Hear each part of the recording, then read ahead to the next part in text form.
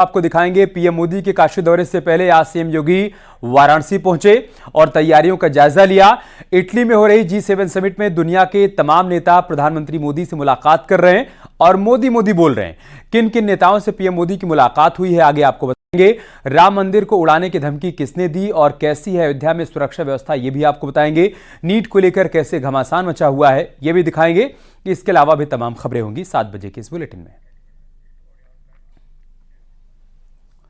काशी से चुनाव जीतने के बाद पीएम मोदी 18 जून को वाराणसी पहुंचने वाले हैं। पीएम मोदी के दौरे से पहले आज सीएम योगी ने 2 दिवसीय दौरे पर पहुंचकर वाराणसी में तैयारियों का जायजा लिया। मुख्यमंत्री मेहंदीपुर पहुंचे और पीएम मोदी की जनसभा को लेकर तैयारियों को परखा है। सीएम योगी सर्किट हाउस में समीक्षा बैठक करेंगे। काशी विश्वनाथ मंदिर जाने का भी कार्यक्रम फिलहाल तय बताया जा रहा है। कल काल भैरव मंदिर जाएंगे सीएम योगी आदित्यनाथ। फिलहाल पीएम के पहुंचने से पहले तमाम तैयारियों को परखने के लिए सीएम योगी आदित्यनाथ आज काशी पहुंचे हुए हैं। 2 दिवसीय उनका दौरा है। आज वो तमाम तैयारियों की समीक्षा करने के बाद अधिकारियों के साथ बैठक भी करेंगे। साथ ही साथ बाबा विश्वनाथ के दर्शन करेंगे और कल वो काल भैरव के भी दर्शन कर सकते हैं। काशी पहुंचने पर सीएम योगी सबसे पहले मेहंदीपुर पहुंचे। मंच पर सीएम योगी ने जानकारी ली, साथ ही सीएम योगी ने निरीक्षण भी किया। 3 तस्वीरें हम आपको दिखा रहे हैं। आप देखिए काशी में जब मुख्यमंत्री योगी आदित्यनाथ पहुंचते हैं उस दौरान की तस्वीर।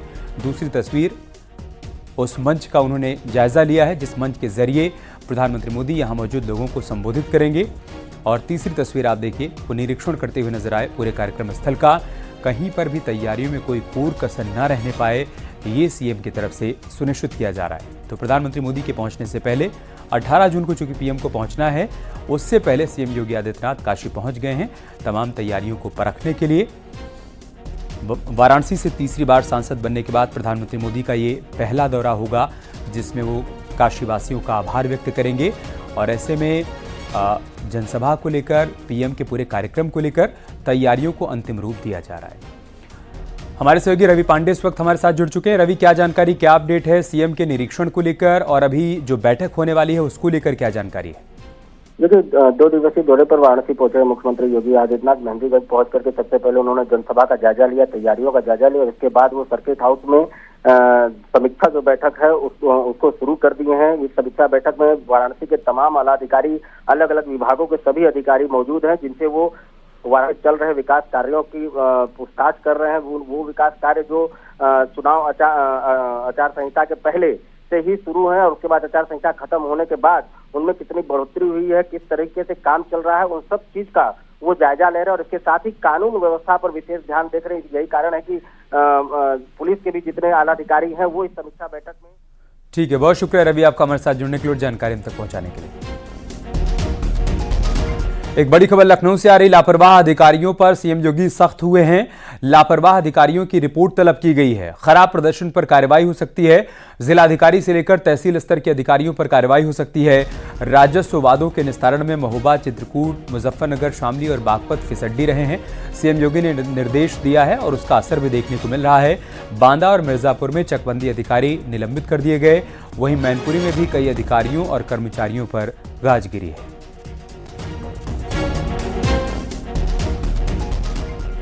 एक बड़ी खबर लखनऊ से है। यूपी में बीजेपी की उम्मीद से कम सीटें आई हैं और इसे लेकर बीजेपी ने समीक्षा बैठक शुरू कर दी है।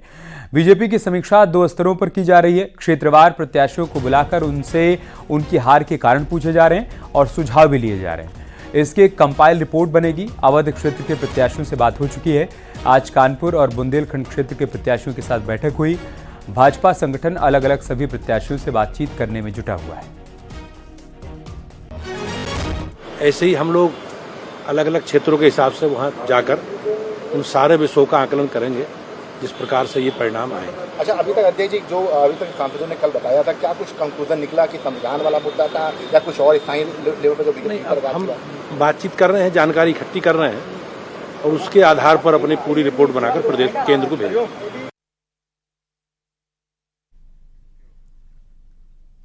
यूपी सरकार में कैबिनेट मंत्री संजय निषाद ने कहा कि मोदी जी को फिर प्रधानमंत्री बनाना था, जिसमें हम लोग कामयाब हुए। वहीं संगीत सोम वर्सेस संजीव बालियान के विवाद पर उन्होंने क्या कहा है वो आपको दिखाते हैं। मोदी को फिर से प्रधानमंत्री बना था, उसमें हम लोग कामयाब हो गए। ये कि सीटें कम आई उसके लिए दुख है, और निश्चित रूप से समीक्षा का विषय है और उस पर समीक्षा शुरू हो गई है और धीरे धीरे जो कमियां हैं उसे सुधार किया जाएगा, आगे जीता जाएगा।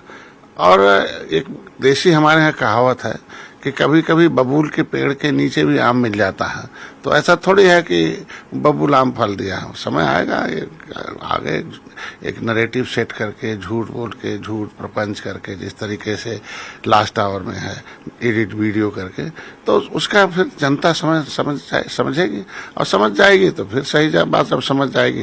क्योंकि उत्तर प्रदेश की जनता को गुमराह करने में विपक्ष कामयाब रहा है। अभी सही रास्ता ही जानकारी होगी, फिर आ जाएंगे हम लोग साथ, फिर से जीतेंगे उत्तर प्रदेश। देखिए, अब कोई भी कुछ कह सकता है, उनका बयान निजी हो सकता है, लेकिन अभी तो आप कह रहे हैं समीक्षा का विषय है और समीक्षा होगा कि हम भाई जो बेस वोट था उस बेस वोट तो मिला हुआ है, जो हमारा वोट जो जिनको हम लाभार्थी कहते हैं, जो पूरे देश में वोट दिया, लेकिन उत्तर प्रदेश में इन्होंने किस तरीके से उसको नैरेटिव से, तो हमको लगता है कि बयानबाजी से बचना चाहिए लोगों को और सही बात जो है समीक्षा में बैठकर इस बात को रखना चाहिए। जौनपुर से बीजेपी के प्रत्याशी रहे कृपा शंकर सिंह ने कहा है कि जौनपुर में जातिवाद के जहर के चलते चुनाव हार गए। उन्होंने कहा कि फिर भी मैं हार की पूरी जिम्मेदारी लेता हूं। साथ ही उन्होंने ये भी कहा कि मोदी और योगी सरकार की योजनाओं के प्रचार प्रसार गांव-गांव तक जन जन तक पहुंचाने में देरी हुई। जातिवाद का जहर जो है भारी पड़ गया। भारतीय जनता पार्टी कोई एक संसदीय क्षेत्र की इकाई नहीं है।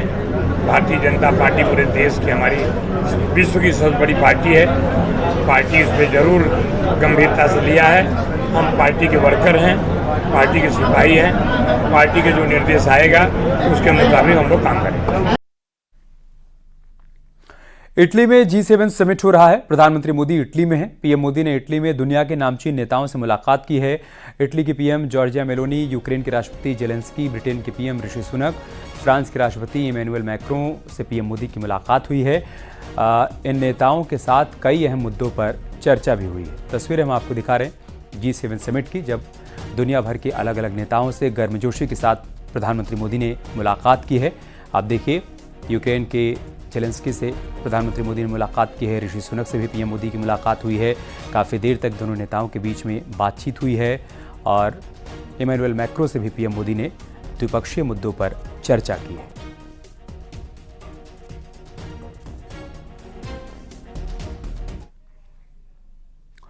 फिलहाल सुप्रीम कोर्ट ने नीट 2024 मामले में सीबीआई जांच की मांग वाली अर्जी पर आज किसी भी तरह का आदेश जारी करने से इनकार कर दिया और इसके साथ ही सुप्रीम कोर्ट ने काउंसलिंग पर रोक लगाने से इनकार कर दिया। इसके साथ ही नेशनल टेस्टिंग एजेंसी की तरफ से दाखिल ट्रांसफर पिटीशन पर सुप्रीम कोर्ट ने नोटिस जारी कर दिया। अब 8 जुलाई को दोनों मामलों की सुनवाई होगी। नेशनल टेस्टिंग एजेंसी ने सुप्रीम कोर्ट से देश भर के हाई कोर्ट में नीट 2024 के खिलाफ दाखिल याचिकाओं को ट्रांसफर कर सुप्रीम कोर्ट में सुनवाई की मांग की थी। सबमिशन ये थी कि जब एफआईआर हो चुकी है, पेपर्स लीक हुए, पटना में एक एफआईआर है और दूसरी जगह पर भी ऐसी खबरें आ रही है कि जहां पर एफआईआर लॉन्च हुई हैं, तो इससे ये पता लगता है कि सारा एग्जामिनेशन वीसीएस था। एनटीए ने ये बात ग्रेस मार्क्स में तो मानी है कि ग्रेस मार्क्स जो दिए गए हैं उस पर कहीं ना कहीं एम्बिग्विटी थी, तभी उन्होंने ये इसको रिकॉल किया है।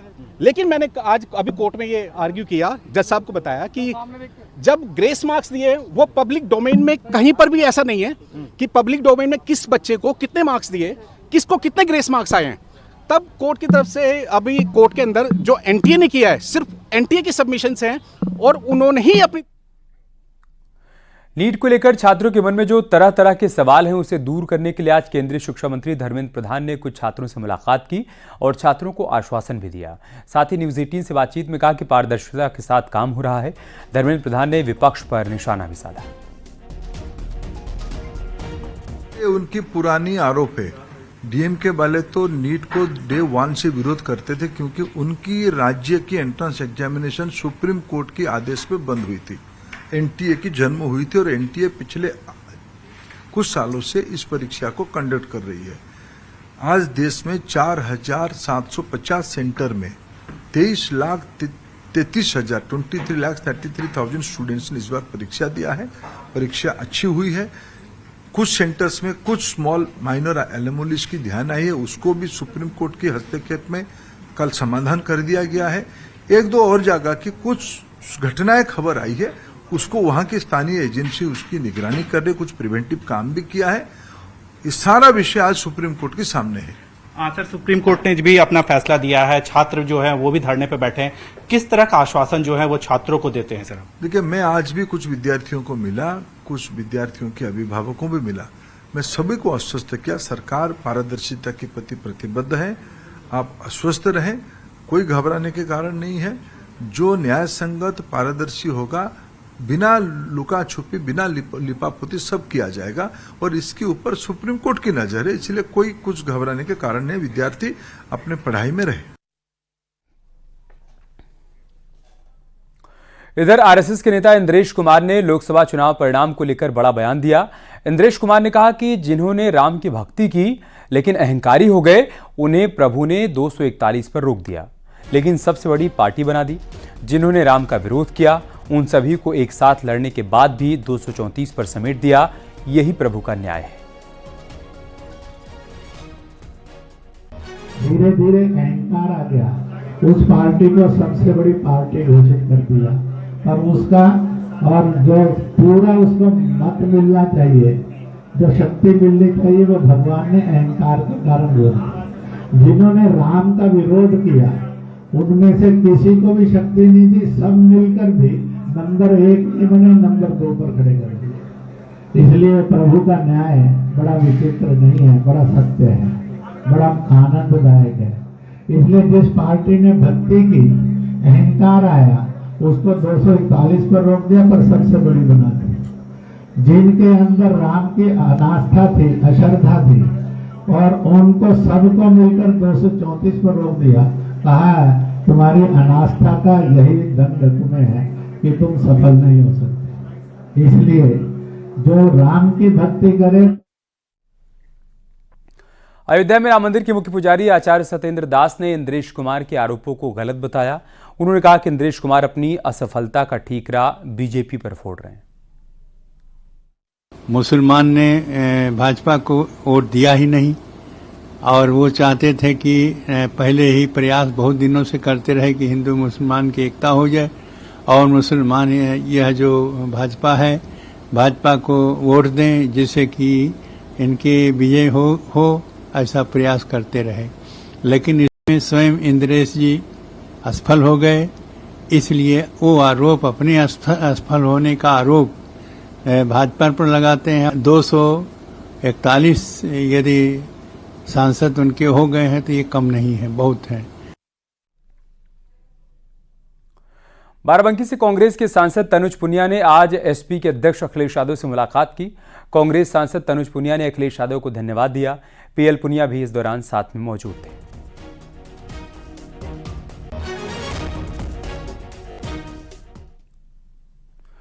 पूर्व बीएसपी एमएलसी और खनन माफिया हाजी इकबाल के खिलाफ ईडी की एक और बड़ी कार्रवाई हुई है।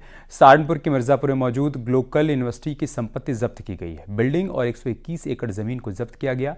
जब्त की गई संपत्तियों की कीमत 4,400 करोड़ रुपए बताई जा रही है। ये सभी संपत्तियां Abdul Waheed educational and charitable trust के नाम पर रजिस्टर्ड हैं। इस ट्रस्ट का नियंत्रण, प्रबंधन और संचालन पूर्व एमएलसी मोहम्मद इकबाल और उनके परिवार के सदस्य किया करते हैं।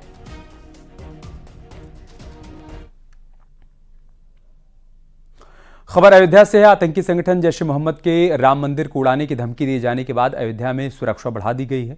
राम मंदिर समेत महत्वपूर्ण प्रतिष्ठानों की सुरक्षा बढ़ाई गई है।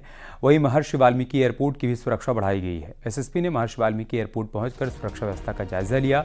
लगातार सीसीटीवी के जरिए मॉनिटरिंग की जा रही है।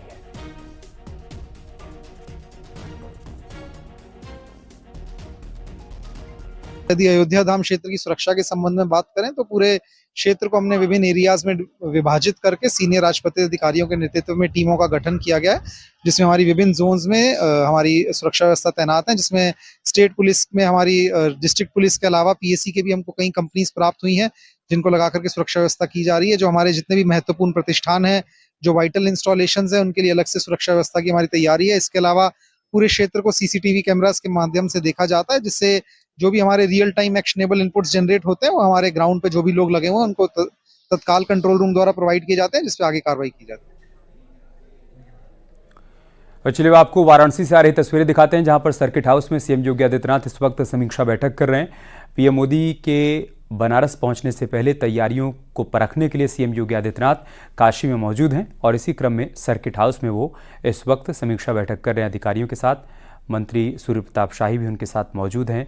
मुख्यमंत्री योगी आदित्यनाथ तमाम अधिकारियों से तमाम तैयारियों का इस वक्त जायजा ले रहे हैं। थोड़ी देर पहले हमने आपको वो तस्वीर भी दिखाई थी जब वो जनसभा स्थल पर पहुंचे थे। वहां पर उस मंच का उन्होंने जायजा लिया था जहां से प्रधानमंत्री मोदी को संबोधित करना है और साथ ही साथ पूरे कार्यक्रम स्थल का जायजा लिया। इसी क्रम में अब वो सर्किट हाउस में अधिकारियों के साथ बैठक कर रहे हैं, जिसकी तस्वीरें हम आपके साथ साझा कर रहे हैं।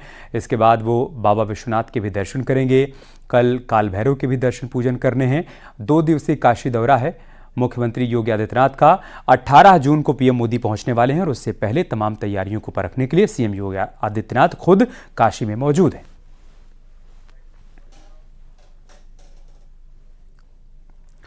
काशी विश्वनाथ मंदिर में आने वाले श्रद्धालुओं को अब डिजिटल दर्शन का लाभ मिलना शुरू हो गया है। इसमें श्रद्धालु बाबा विश्वनाथ के 5 पहर की आरती और श्रृंगार के दर्शन कर पाएंगे। इसके लिए मंदिर प्रशासन ने सफल ट्रायल भी कर लिया। ये सुविधा श्रद्धालुओं को फ्री में दी जाएगी। श्रद्धालुओं ने इसकी जमकर तारीफ की है।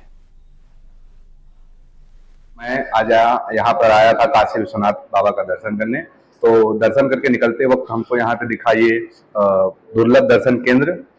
हमने यहाँ पे आया और पता किया कि ये क्या चीज है। यहाँ के स्टाफ लोगों ने बताया कि भाई 3D डिवाइस VR के माध्यम से हम सब बाबा काशी विश्वनाथ का दर्शन करवाते हैं। तो वो हम आए यहाँ पे देखे, फिर हमने भी दर्शन किए।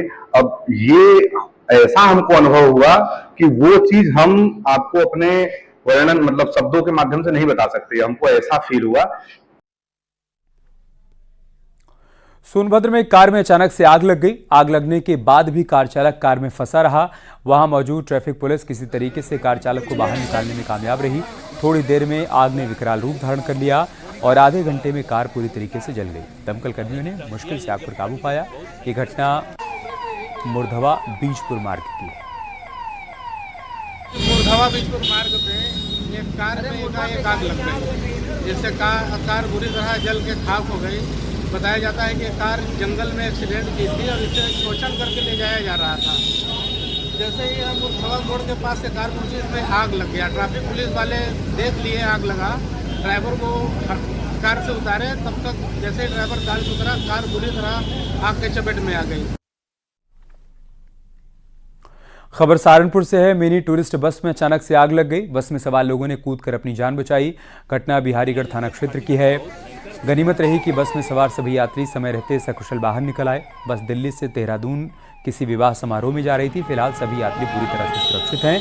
उनको दूसरी गाड़ी में बिठाकर रवाना कर दिया।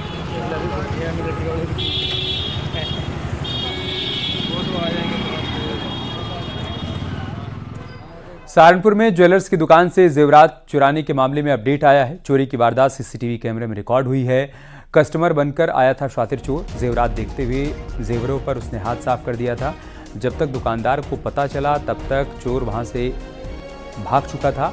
सीसीटीवी फुटेज के आधार पर पुलिस अब चोर की तलाश कर रही है।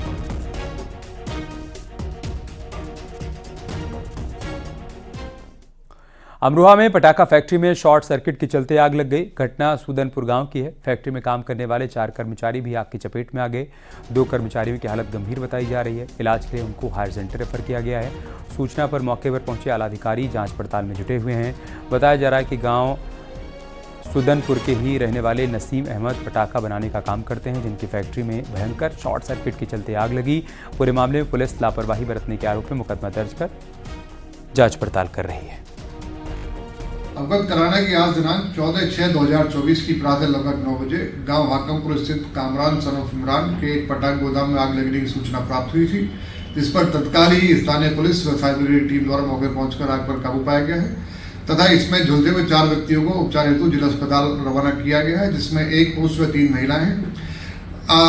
आग के लगने के कारणों का विस्तृत रूप से जाँच की जा रही है। जैसे भी जाँच उपरांत परिणाम प्राप्त होंगे, उसके संबंधित को दोषी चिन्हित करते उसके विरुद्ध आवश्यक विधिक कार्रवाई अमल में जाएगी। धन्यवाद। मथुरा में तेज आंधी और बारिश की वजह से मंदिर की दीवार गिर गई। 40 फीट ऊंची दीवार ने कई मकानों को अपनी चपेट में ले लिया। कई मकान धराशायी हो गए। हादसे में 2 महिलाएं, 2 बच्चों समेत 8 लोग घायल हो गए। घटना संजय नगर कॉलोनी की है। मौके पर पहुंची पुलिस ने घायलों को अस्पताल में भर्ती करवाया। वहीं स्थानीय लोगों का आरोप है कि लंबे समय से जैन मंदिर की दीवार जर्जर थी। कई बार शिकायत भी की गई, लेकिन मंदिर प्रशासन ने सुना नहीं।